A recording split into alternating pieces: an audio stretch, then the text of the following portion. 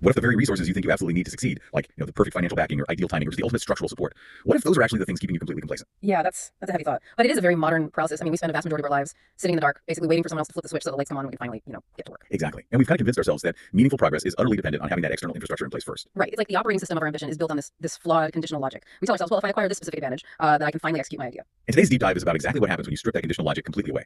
We're looking at some excerpts from a really fascinating narrative titled The Eternal Flame of Arjun's Ambition, specifically a story in there called The Last Lamp. Yeah, which is an incredible piece of text. It really is. It operates almost like a psychological case study, but it's wrapped in this very simple premise for you, the listener. It's about a young boy in an impoverished village, a daily power outage, and, well, a single earthen lamp. And our mission today is to unpack that setup, right? To get at the actual mechanics of ambition and how we handle systemic disadvantage. Exactly. We want to look at why our understanding of luck is often deeply, deeply flawed. Which is why this source material is just so compelling. I mean, it takes our modern obsession with having the right stack, the right tools, the right network, the right environment, and it entirely dismantles it. It forces us to look at the tangible internal drivers that basically take over when external luck is completely removed from the equation. Right. So let's establish the baseline of that removal. We're looking at this boy named Arjun, and his reality is decidedly bare bones. Yeah, the text is very clear about his origins. His father was a farmer, his mother was a homemaker, and their financial situation was fundamentally poor. But his defining characteristic, and this is key, isn't his poverty. It's this massive, towering ambition to